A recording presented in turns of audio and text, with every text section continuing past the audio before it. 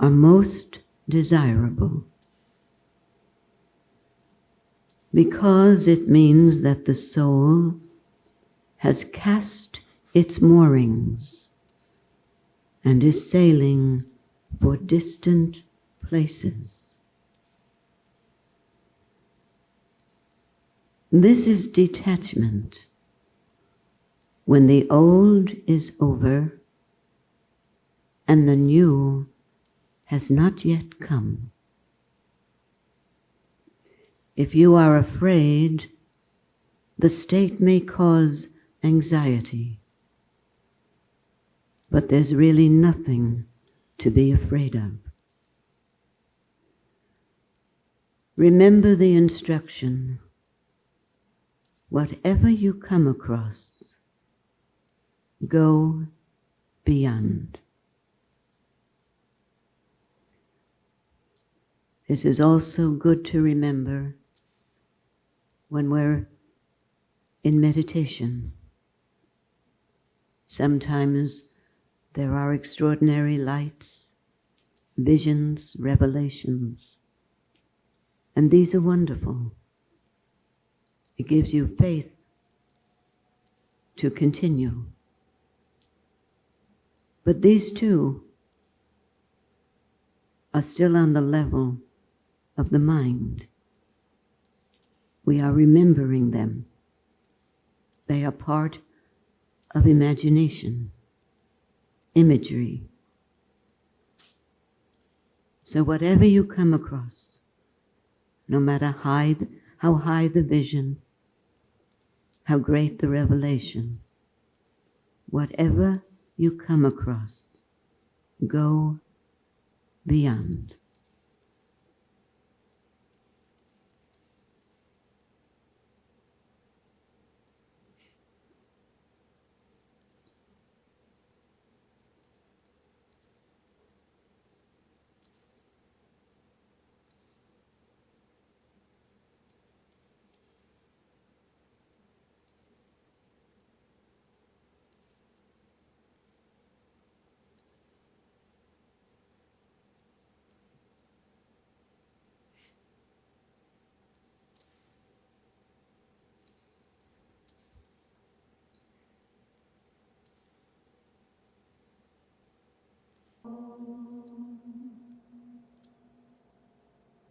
And I've chosen, or readings came into my hands, readings for a very, I think, rich program this evening, starting with that beautiful statement of Sri Nisargadatta Maharaj. Because sometimes we feel that we've reached a stage or a state in our journey where we have really taken a major jump and climbed to a new threshold. And then the masters say, no, it's just a stepping stone. Don't use it as a stopping stone. So when a master says, remember this instruction, whatever you come across, know that there's something beyond it. Go beyond. Don't be satisfied with what you feel is a high state. I'm looking at you, Connie. Did you ever get to the gift shop? Okay, because I found one is available if you wanted it. Okay. I've been finding, and many of you have told me it is so, that even a few lines from a great master, such as those from Sri Nisargadatta Maharaj, and these from our great Guru, Sri Brahmananda, can have a lasting impact. Sometimes if you hear only a phrase or a line or a few lines, that has a greater impact than when you hear many words, many messages. And so every week I've been bringing to you those statements made by our great Guru that affected me so much that they brought about an instant change in my view of people, in my view of the world. And I think from what I'm hearing from people when I post these quotations of the masters on Facebook, I'm hearing that they feel that hearing those words sets the tone, not only for the rest of their day, but the rest of their week, and sometimes the rest of the year. They write it down, put it on their refrigerator, alongside of that other great statement of Gurdjieff's. It's a good thing to put on a refrigerator. You are not the body and the mind. That may cause you not to eat so much. It's a good reminder. Don't torture the body. The body knows when it's had enough. I have to keep telling that to myself. So, this is Guruji. What is the difference between science and yoga? Science deals with objective reality, while yoga begins with subjective reality and ends in transcendental reality. What is the difference between science and yoga? Science deals with objective reality. I think that's clear. With reality that's outside, while yoga begins with subjective reality and ends in transcendental reality. Science is involved with all types of discoveries and inventions, while yoga is interested mainly in the discovery of the discoverer. That is to say, yoga is concerned with the discovery of pure awareness, pure consciousness, the absolute I am. So let's go to the first statement, or the second. Science deals with objective reality, while yoga begins with subjective reality and ends in transcendental reality. What does it mean that yoga begins with subjective reality? That's interesting. Subjective reality. I'm taking time to have a dialogue with you because I study these and I look into the meaning for myself. I sit with them, I meditate. What is meant by science? We can see clearly deals with objective reality. What is meant, according to you, with the term subjective reality? That's going to end in transcendental. Yes?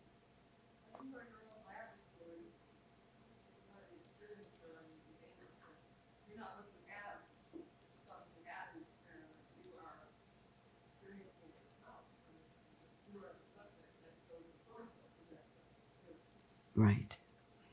And this is coming from Tracy, who is a scientist, so I'm especially impressed that you have gone beyond science as a yogi. Subjective reality is reality as we see it. If inside we have grown, we have matured, we have evolved, so that what we're seeing is seen from the eyes of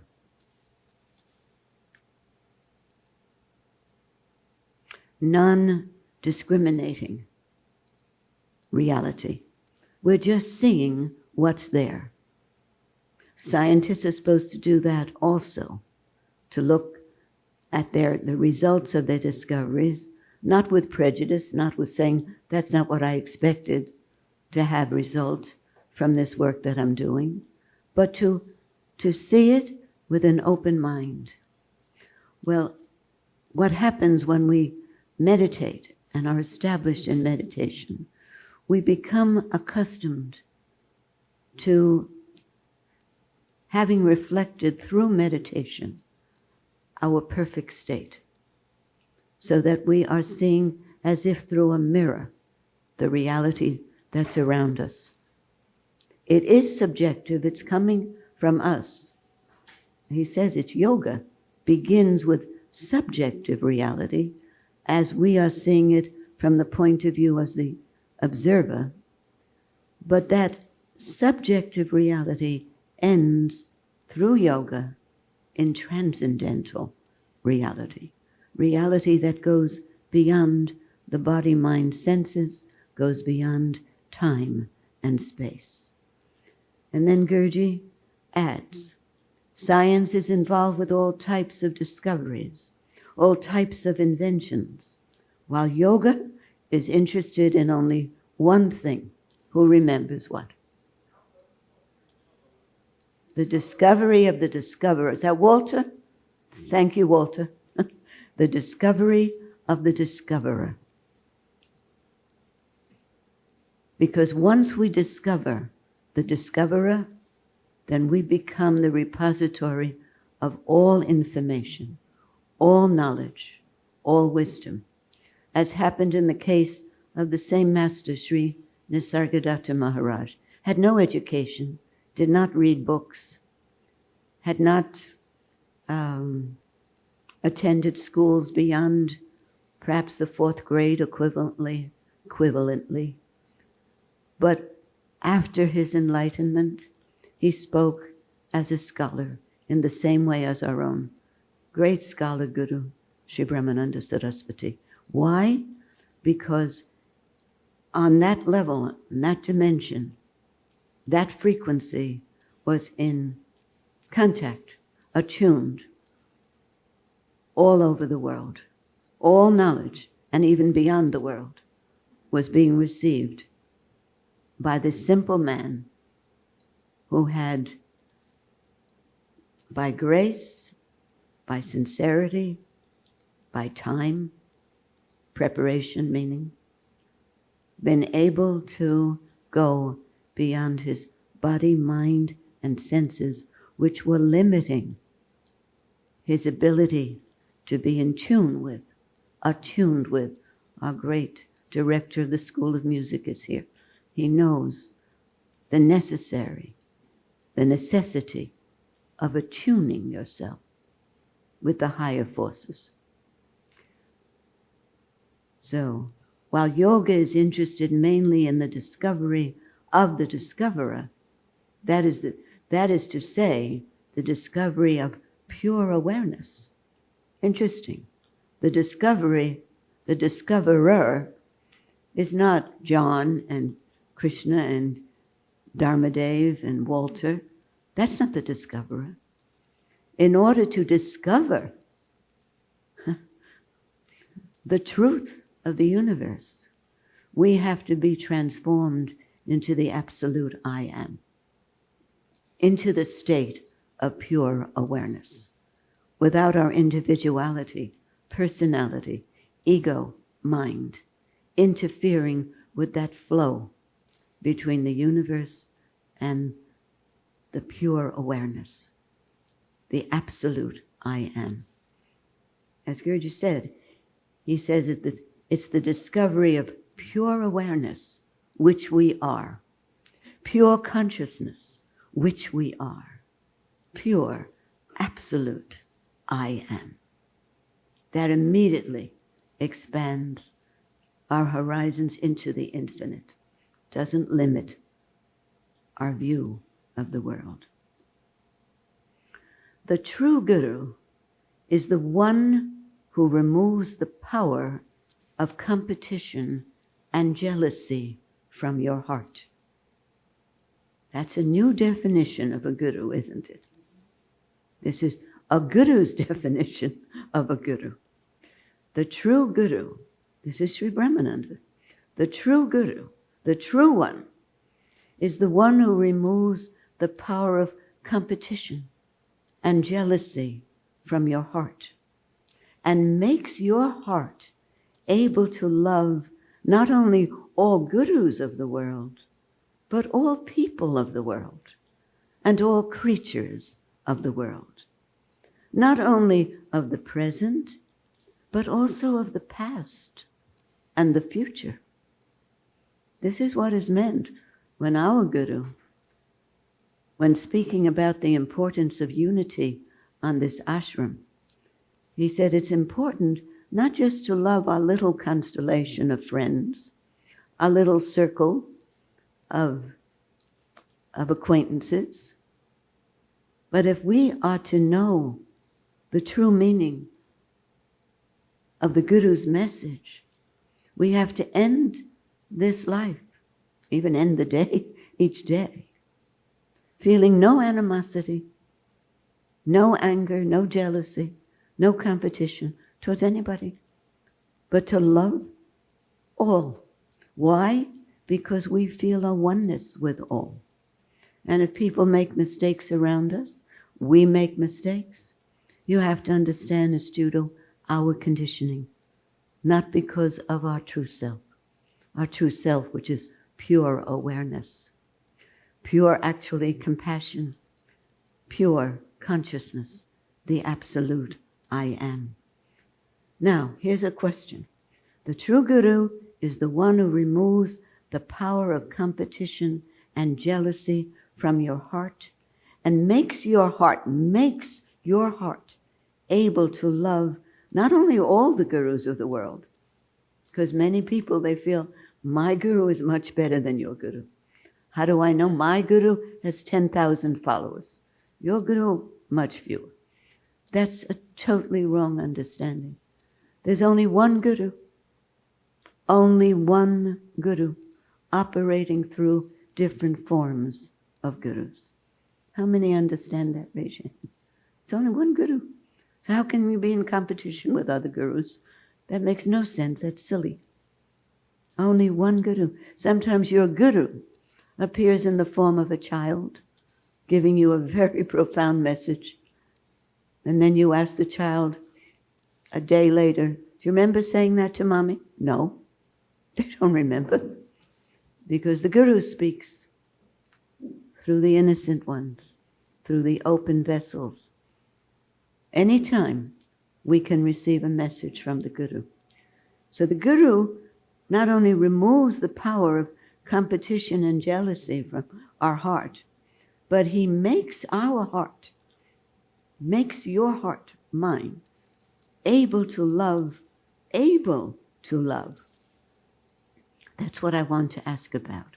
Makes your heart able to love not only all gurus of the world, but all people of the world and all creatures of the world, not only of the present, but also of the past, also of the future, that we are now vessels, vehicles of peace, whenever we turn up, wherever we turn up.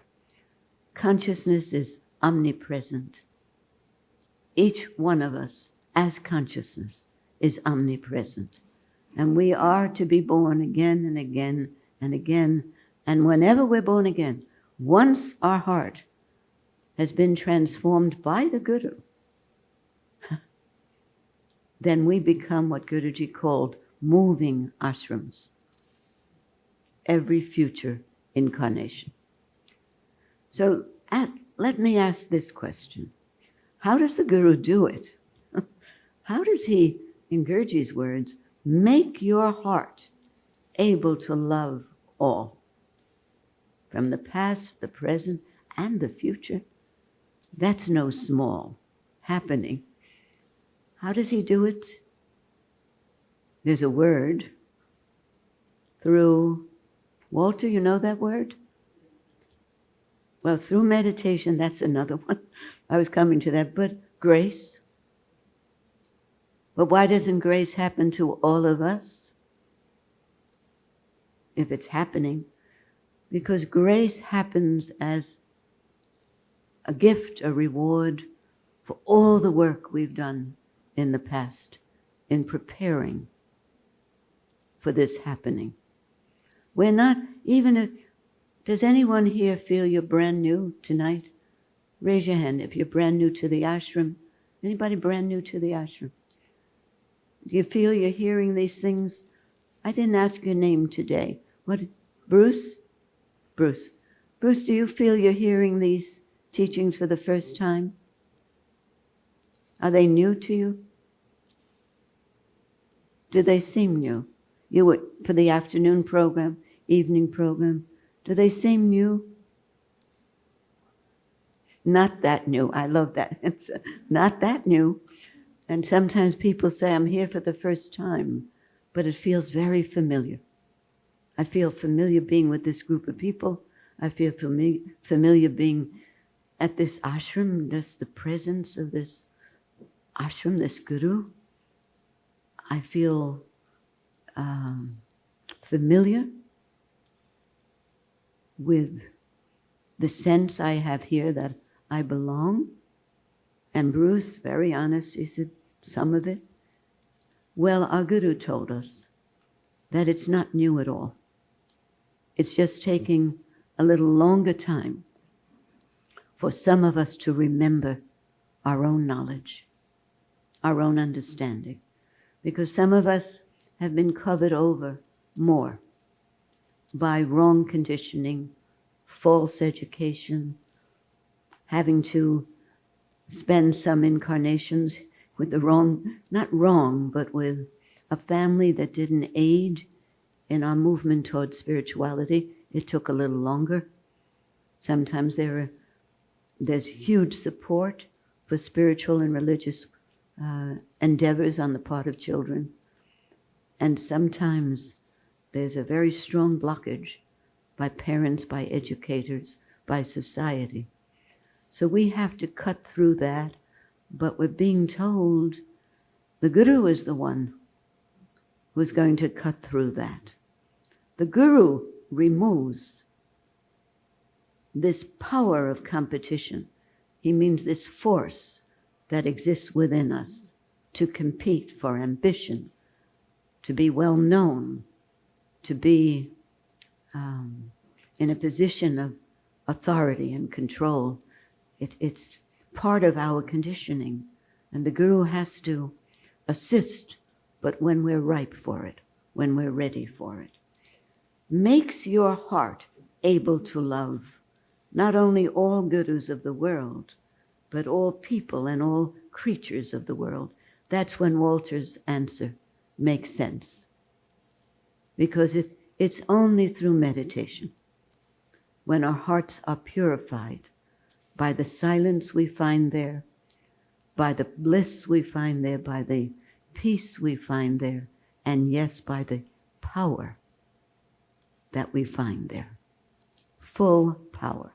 In that state, we are not only omnipresent as consciousness. People can pick up our frequency all over the world when we're in that state, and we can do the same, vice versa. Not only are we omnipresent, but we are omniscient, all-knowing. In that state, beyond the mind, we are all knowledge, omniscient. And of course, finally, we feel absolute power. Absolute power. We have the same power as the sun, the moon, and the stars in that state. More, because we are beyond anything objective in this universe. Any object in this universe. Any questions about this? Oh, you made me very happy.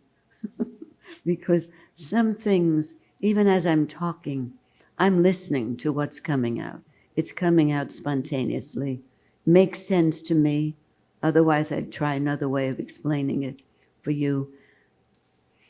These are not words that you can write down in a notebook and go over and analyze them. Not at all. These words are coming right at the edge of our mind. And they should be just catalysts to jump us, move us into the next plane, which is beyond itself, beyond its own thought processes. Some words are like that. And the words of the great masters are all like that. Just signposts. Signposts. Go beyond these words. You won't remember them later, because it's difficult to remember these words, but you will remember the feeling you had as you listen to them. If you felt a little bit of arousal, a little bit of tingling, because we're told the cells themselves have intelligence. The cells know when truth is being transmitted. Okay. Now, I have to watch the time because I want to be respectful of Priyamvada Sankar, our beloved friend and exquisite dancer and profound scholar.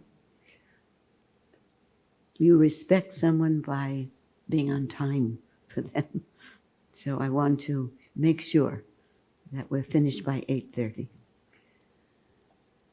Our teacher, Sri Brahmananda, charmed us all by introducing to us so many great masters.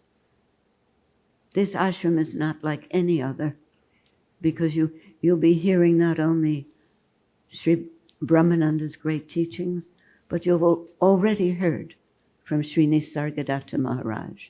And we were introduced to Zen Buddhism here, Krishnamurti here. Krishnamurti never introduces us to other masters. I've noticed that. He never says, if you know Krishnamurti, you know I'm joking now, because Krishnamurti didn't believe in gurus. And yet now that he's passed, his disciples, he didn't believe in disciples either. His disciples are saying he's one of the greatest teachers. Guru means teacher. One of the greatest teachers the world has ever known. Now he has to come back to make sure people don't believe that. But he's one of my great teachers. Sri Brahmananda had no problems taking us to his lectures, to his talks. And Guruji would sit right in front. He always came an hour early so his students and Guruji could sit right in front. And Krishnamurti could see us and we could see them. And Krishnamurti one time looked down at Guruji. I don't mean look down, but he gazed down at him. And then he looked up and he said, Americans are so gullible. He spoke a very clipped British accent. Are so gullible. They're ready to believe anyone who comes from India, including myself. But beware of those gurus from India who dress in long orange robes, who have a beard and a mustache and carry a stick. And the one laughing the most was Guruji. He was describing Guruji. Guruji was dressed in long orange robes and carrying a black stick, his magnetic stick, and with a long beard and mustache. And Krishnamurti was talking about him. And Guruji was laughing. So later we were very annoyed. Krishnamurti, we thought it was very rude to say it. And he said, why are you annoyed? We said, he was looking right at you. He was looking at me, but he did not mean me. He was right, talking about those that you should not follow. You don't know who they are. I have never asked anyone to follow blindly. I have trouble pushing people away, not getting them to stay. This is the kind of guru we had. And this is the kind of guru that I wanted, and we all wanted. Open-minded. Truth is truth, he told us, whether it comes from Krishnamurti or that rascal Rajneesh, Osho. Admittedly, he said he was a rascal. Or from the great Shankaracharya, Ramana Maharshi.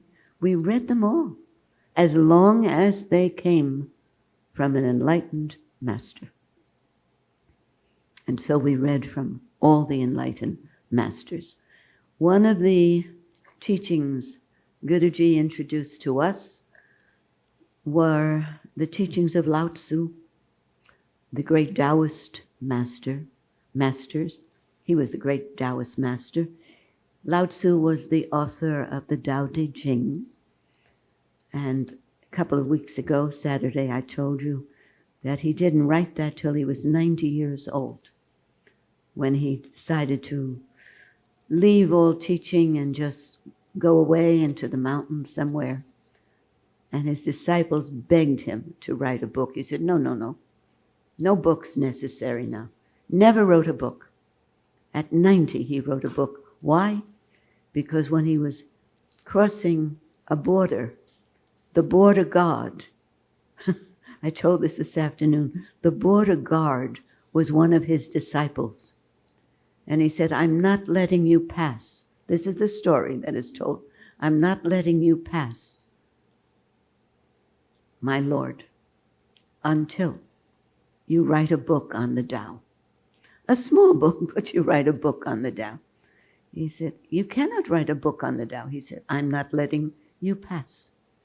And so in 3 days, the Tao Te Ching was written. And the first sutra was, the Tao cannot be expressed. That was the first. But that was the beginning of one of the greatest classics of our time. It is said here, there are few Taoist temples. So to find a Taoist statue is very rare. Most statues are in the mountains, standing in the open, carved out of the mountain, with no roof, no temple, no priest, no worship. And I'll remind those who are fairly new and those who are very new, like Bruce, at least in coming to this ashram, that our teacher always had us very alert listening to these readings, because he had readings too. He would have his students read as part of the program, read from his work and other masters. And he said, don't listen as if it's just entertainment, because you may miss the most important message of your life. Listen as if this were custom designed for your enlightenment. In the old days, if anybody fell asleep around him, he would dip a rose or a flower in the water, take it out, dip it in the water, and wake you up. Because just to be in the atmosphere of the ashram and in the gurus, you just felt so relieved and so relaxed. It was very easy to move into another plane. But he didn't want that. He wanted us to be very alert, looking for exactly what we needed to hear. There was a statue of Lao Tzu, who was the founder of Tao, and it happened that a young man had been hoping for years to go to the mountains and see that statue. The young man loved the words. He loved the way Lao Tzu has spoken, the style of life that he lived. But he had never seen any of his statues. Years passed, and there were always many things preventing the young man from following his desire to see the statue. But finally, one night, he decided that he had to go. It was not that far, only 100 miles. But he was a poor man, and he would have to walk.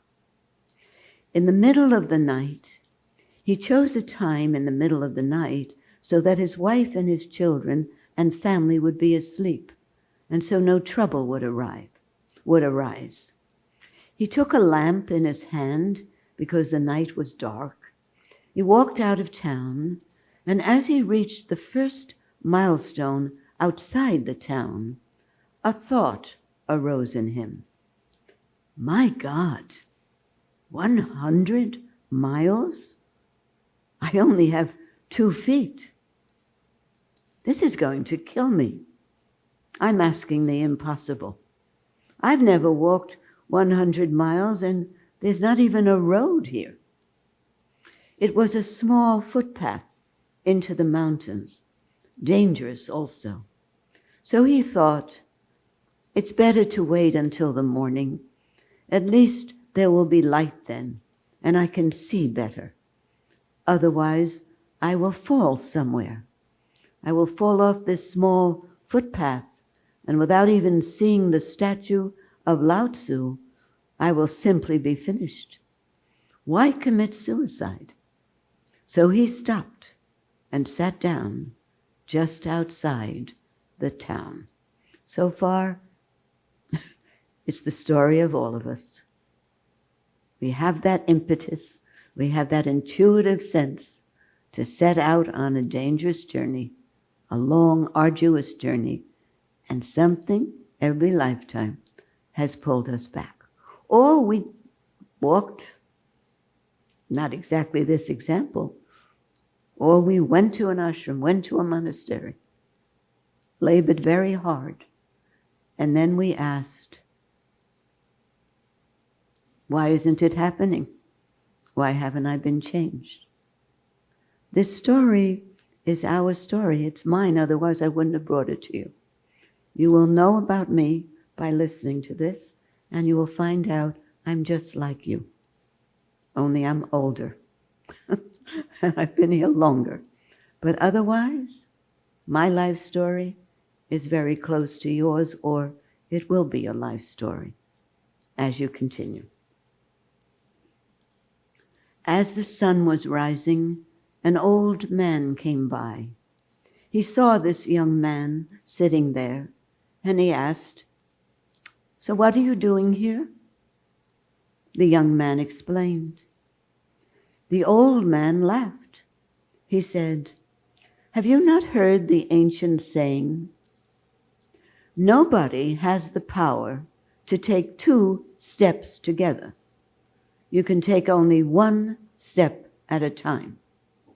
The powerful, the weak, the young, the old, it doesn't matter. The saying goes, just step by step, 1 step at a time, a man can go 10,000 miles. And this, what you're talking about, it's only 100 miles. Who is saying that you have to go continuously? You can take your time. After 10 miles, you can rest for a day or 2 days and enjoy yourself. This is one of the most beautiful valleys among the most beautiful mountains, and the trees are so full of fruit, so full of delicious fruit that you may never have tasted such fruit. Anyway, I'm going. You can come along with me. I have been on this path thousands of times. I hope by now you've realized this is all symbolic. This is symbolic of your life, of every seeker's life. This elderly man said, I've been on this path thousands of times, and I am at least 4 times your age. Stand up. That's what he said. Stand up. This old man was so authoritative. When he said, stand up, the young man automatically simply stood up. And the old man said, give your things to me. You are young, inexperienced. I will carry your things. You just follow me, and we will take as many rest stops as you want. What the old man had said was true. As they entered deeper into the forest, the mountains, it became more and more beautiful, more and more beautiful. There were many wild, sweet fruits to eat. And whenever the young man wanted to rest, the old man was ready. He was surprised that the old man himself never said it was time to rest. But whenever the young man wanted to rest, he was always willing to rest with him. A day or 2, and then they would start the journey again. How many of you are ready for a surprise ending? The Taoists are all like that. Those 100 miles just came and went by, and they reached one of the most beautiful statues of one of the greatest men who has ever walked on the earth. Even his statue was something special. It wasn't just a piece of art. It was created by Taoist artists to represent the spirit of Tao. The Tao philosophy is one of letting go. Funny, we talked, Subramanya, about that. It's the philosophy of letting go. You are not to swim, but you are to flow with the river, to allow the river to take you wherever it is going, because every river ultimately reaches the ocean. There's no need to be tense or to worry. You will reach the ocean. In that lonely spot, the statue was standing, and there was a waterfall just by its side, because Tao is called the watercourse way, or the way of the watercourse. Tao follows, Tao flows just as water goes on and on flowing, with no guidebooks, no maps, no rules, no discipline. Strangely enough, the Tao flows in a very humble way, always seeking the lower position everywhere. Tao never goes uphill. It always goes downhill, and it reaches the ocean to its very source. What ocean are we talking about as far as Tao is concerned? The ocean of consciousness. Who said it? You can tell. It's right. Good, thank you. Harini said it. The ocean of consciousness. The Tao, without any discipline, flows in a very humble way, always seeking the lower position everywhere. It never goes uphill. It always goes downhill, and it reaches to the ocean, to its very source. The whole atmosphere surrounding the statue was representative of the Taoist idea of let go. When they reached the statue, the old man said, "Now begins the journey." "What?" said the young man. "What are you talking about?" "I was thinking 100 miles, and so this journey is finished now." The old man said, "No, that's just the way the masters have been talking to people. But the reality is now.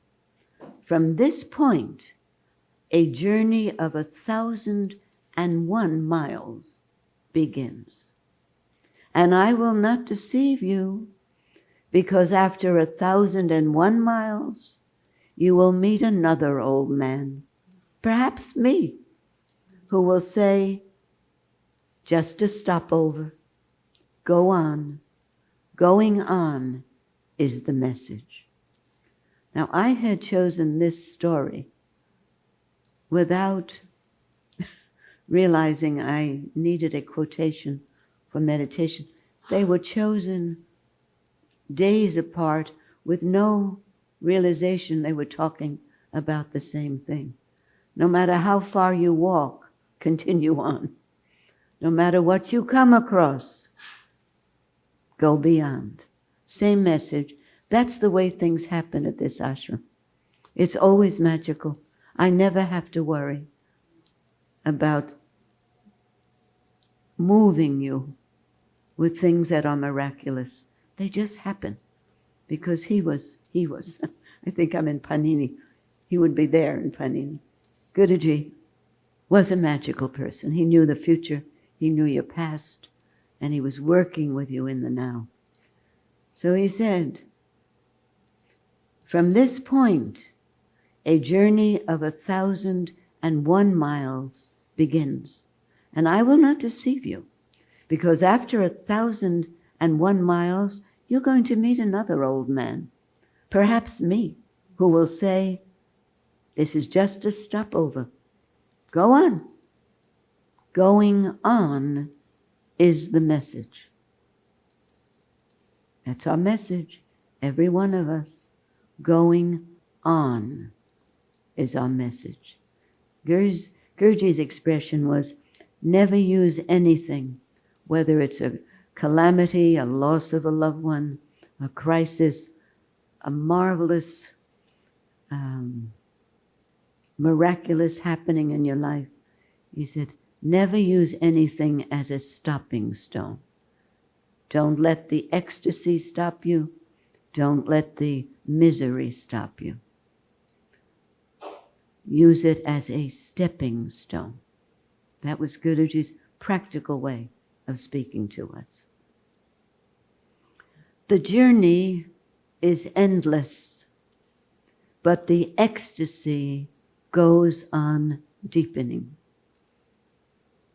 The journey is endless, but the ecstasy goes on deepening. At each step, you are more. At each step, your life is livelier. Your intelligence is aflame. And nobody stops. Once the seeker has reached to his being, he himself becomes capable of seeing what lies ahead. Treasures upon treasures. Persuasion is needed only up to the point of being. Those first 100 miles are the most difficult.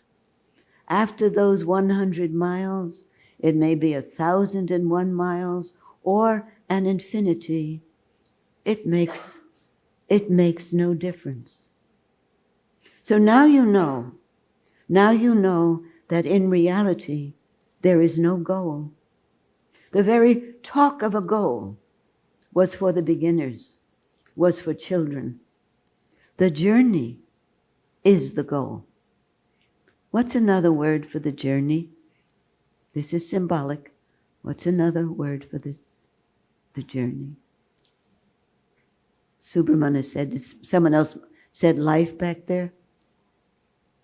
Life. Life is the journey. And our goal is the journey itself. Life is the goal. To live. When they come to funeral, when people go to funerals, sometimes if the person has been totally without any selflessness, has always been selfish, sometimes people mourn for the life of the man, not for the death of the man. They mourn because the person never lived, never knew any real happiness that comes from service and that comes from love. All of us know contracted people who are only happy when they're making other people miserable. They like control. They're bullies. You know, bullying is a big topic these days.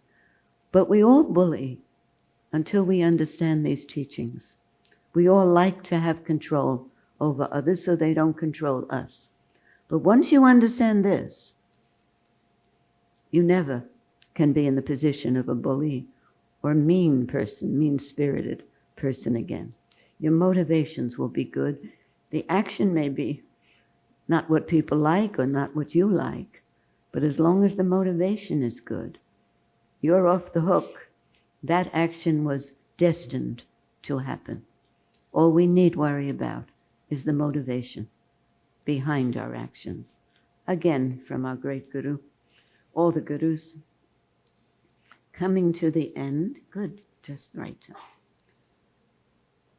The journey itself is the goal.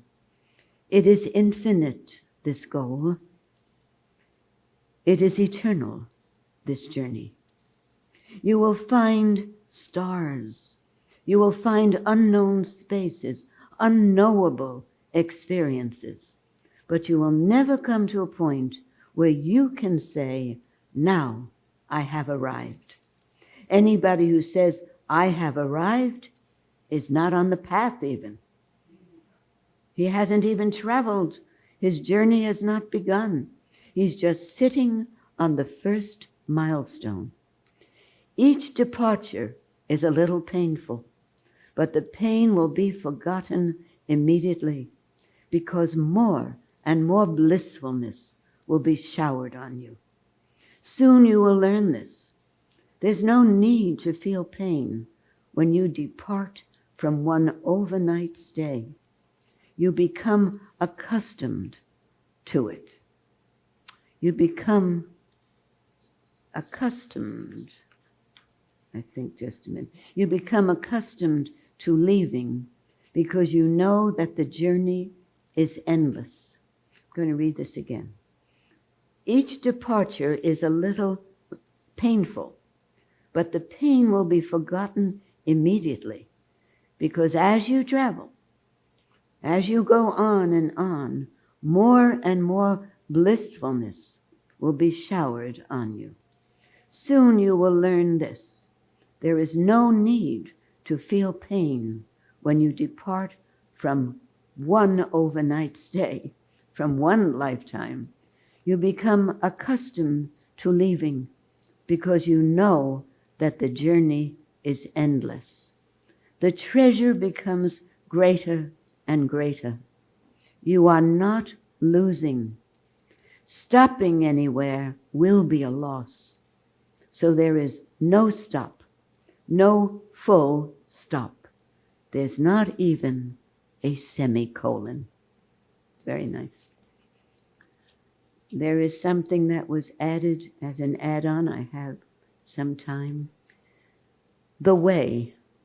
Tao means the way with no goal, simply the way. It was courageous of Lao Tzu.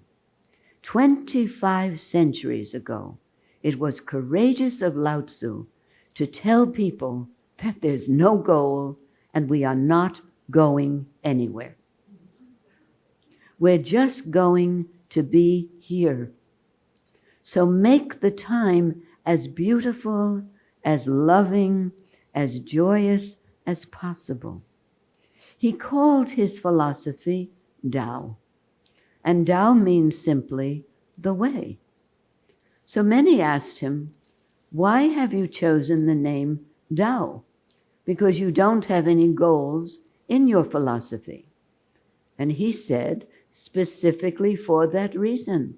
I've chosen to call it the way. I've chosen to call it the way so that nobody forgets that there is no goal. There is only the way. The way, the journey.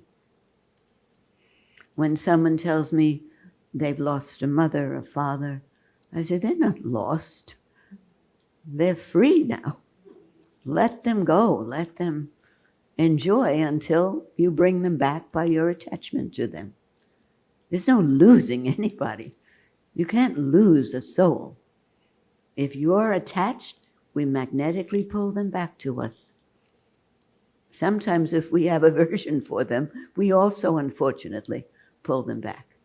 So it's important not to have aversion for anybody. We come back to Guruji. You don't want trouble in your life. You don't want conflict, anxiety, depression, fear, loneliness. Don't pull the wrong people back into your life. The way to pull them back is you have this strong dislike of them. If you have compassion for all, love for all, they're free to go on their way. And you pull back like-minded souls. Not my wisdom, all the wisdom of the great masters. The wisdom, I should say, of all the great masters. So many asked, how come you call it the way when you don't have a goal? He said, so that nobody forgets that there is no goal. There is only the way, and way is capitalized. The way is beautiful.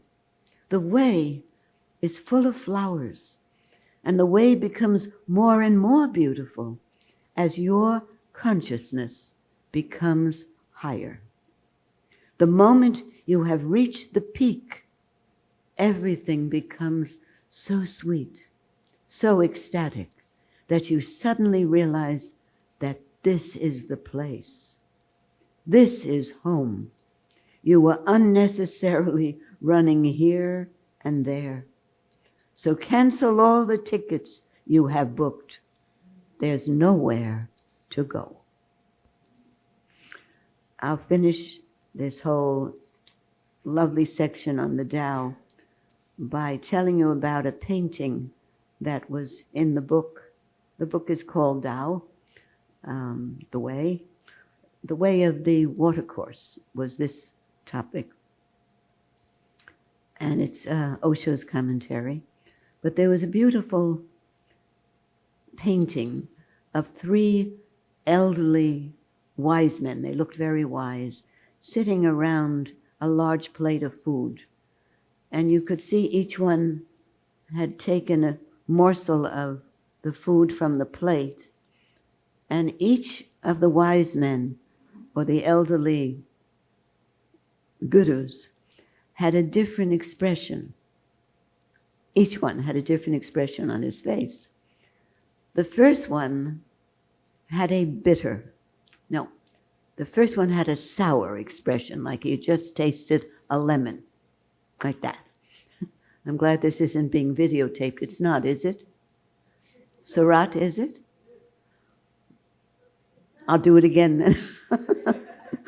I was a little taken back. First one had a very sour face, as if he had taken a lemon, tasted a lemon. It was like, you know how you get. The second one had a bitter expression. Bitter. The third one had a sweet smile on his face as he tasted the food. According to the Taoist teachings, the first guru was Confucius. Confucius liked everything to be orderly, disciplined. He liked to have everything around him perfect, and he wanted us to discipline ourselves so we could come upon our own perfection. The second one was Buddha. Buddha had the bitter expression. This is according to the Taoists. It's not according to me or to the others. But according to the Taoists, the comparison between Confucianism and Buddhism and Taoism is this. Buddhism has a bitter taste because they view the world as being full of pain and suffering, and we have to withdraw from that world into the mindful or the mindless state. They are not happy with the world. They regard it as dukkha, suffering, the Zen Buddhists.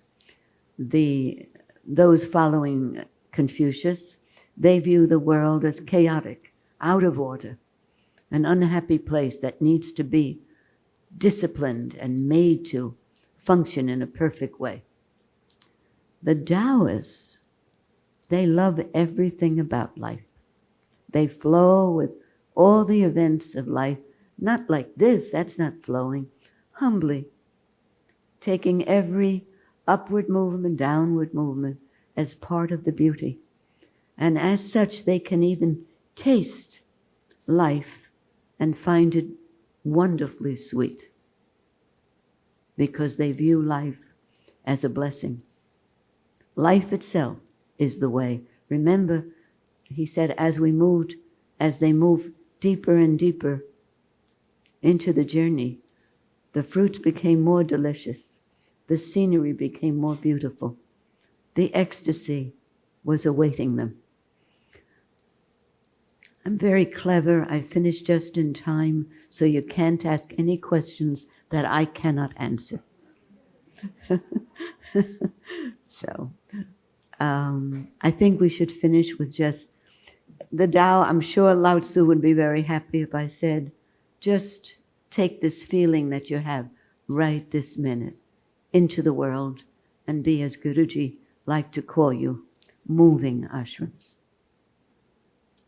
As many people are not able to come to an ashram, but you can go among them. And your presence and your sweetness and your enjoyment of the journey, which is life, is infectious. People do catch that from you. So please close your eyes just for a moment and take a very deep breath and exhale very gently and slowly, dropping the words as you do. And take just this moment, 60 seconds, to attune yourself, the witness, the witnessing self, with your body, mind, and senses, and observe how your body feels to you, the witness.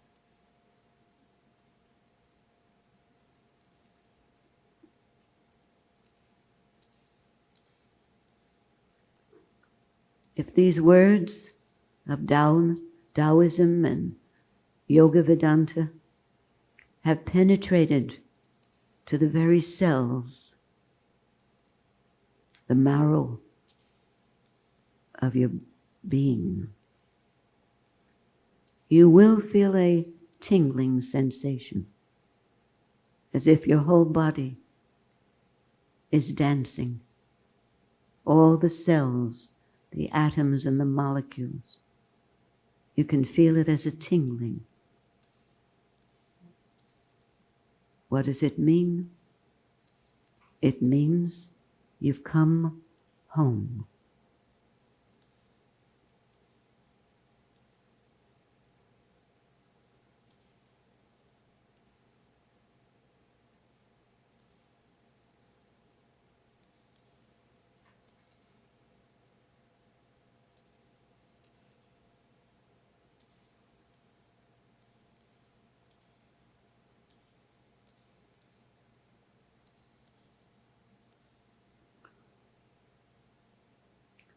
Krishna Devi, would you lead us in our traditional prayer? Om